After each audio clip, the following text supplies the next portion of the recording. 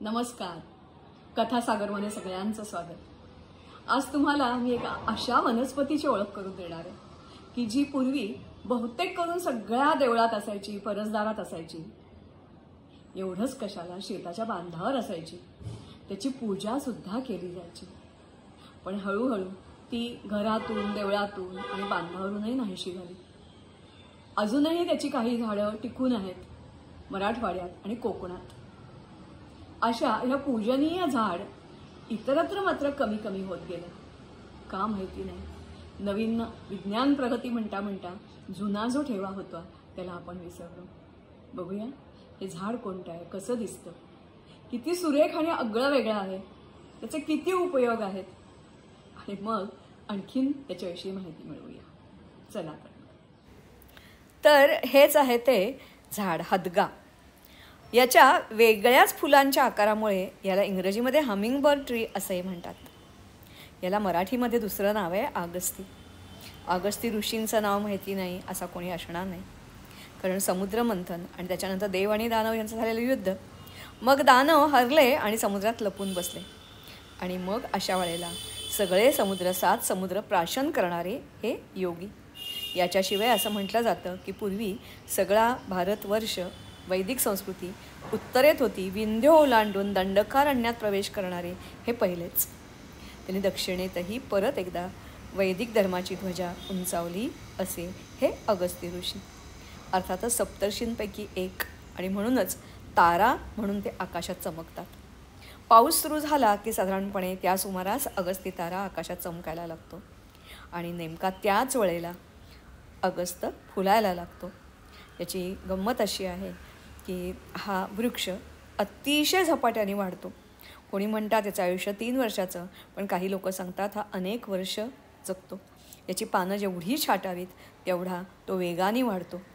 याची फुलं, पानं, फळं ही सगळीच आरोग्यदायी असतात माणसासाठी आणि त्याचप्रमाणे पशूसाठी सुद्धा.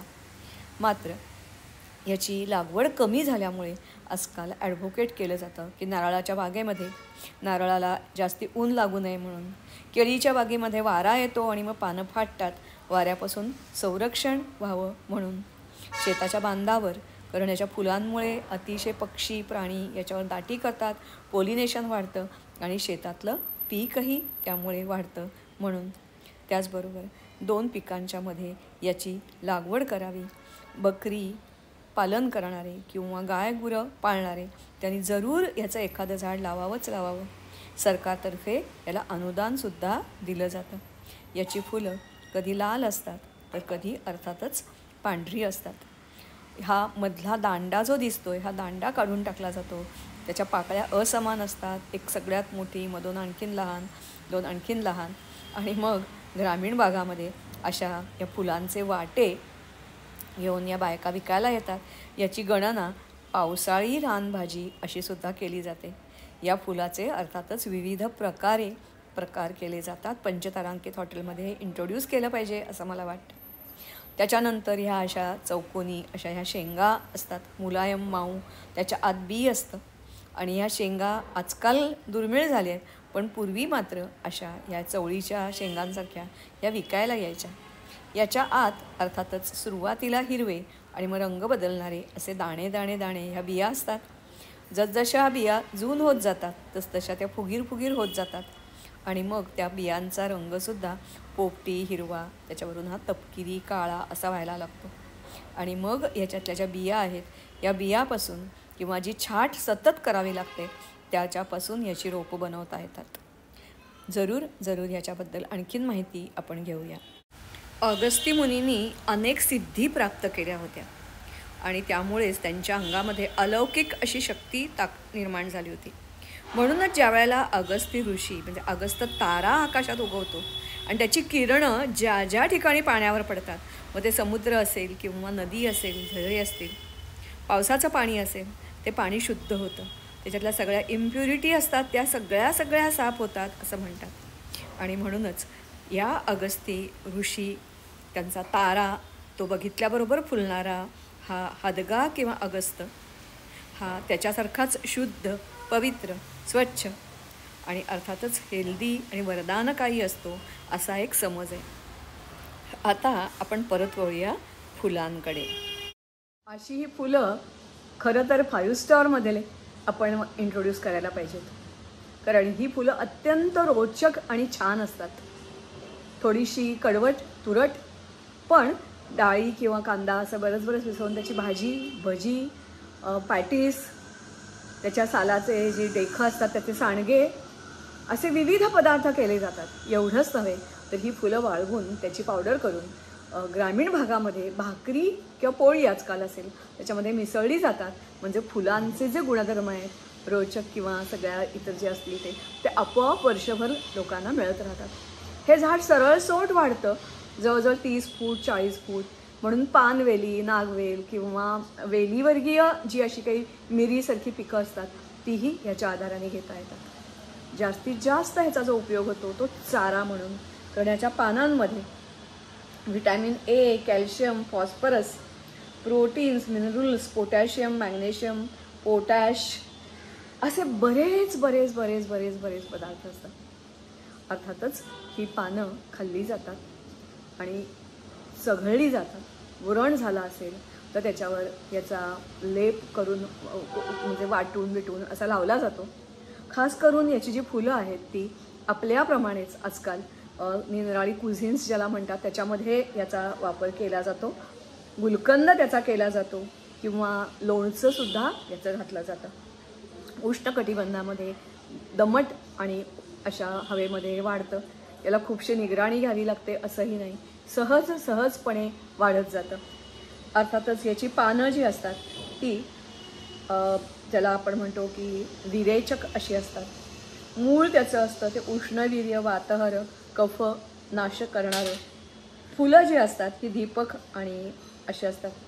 अर्थात मी तुम्हाला म्हटल्याप्रमाणे इम्युनिटी वाढवणारं, हाडं आपली पक्की करणारं, शक्तिवर्धक आणि अतिसार, पोटदुखी, सर्दी, खोकला, भूक लागत नाही आहे, पोट साफ होत नाही आहे किंवा पाळीचे त्रास होत आहेत, अशा विविध छोट्या गोष्टीपासून तोंडाची रुची गेलेली आहे, मळमळल्यासारखं होत आहे, इथपासून ते पंडुरोग आणि अल्सर यासारखे रोग बरे करण्यापर्यंत याचा विविध प्रकारे या पानांचा आणि फुलांचा उपयोग होतो.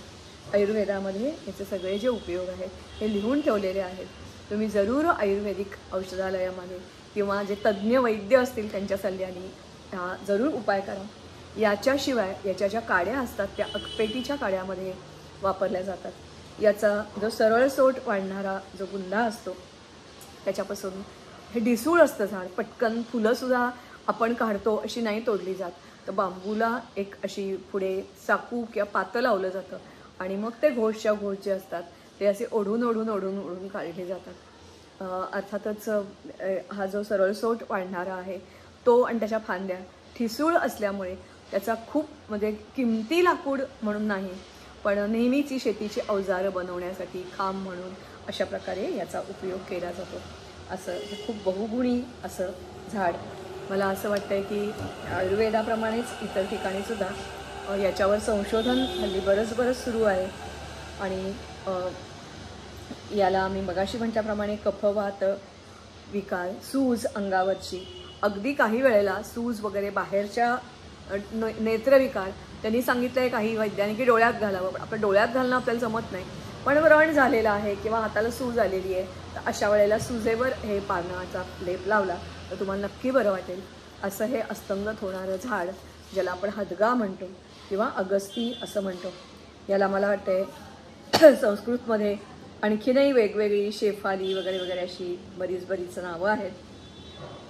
त्याच्याबद्दल तिकडे न वळता आपण एकच काम करूया की खूप मोठ्या प्रमाणात बागेमध्ये पण ह्याची झाडं अतिशय फुलं घोषच्या घोष आणि मोठी असतात. म्हणजे छोटी बारीक फुलं नाही आहेत, मोठीच्या मोठी असतात आणि ती जेव्हा फुलतात तेव्हा 1-2 नव्हे. म्हणजे एक शेतकऱ्याची मुलाखत मी ऐकत होते.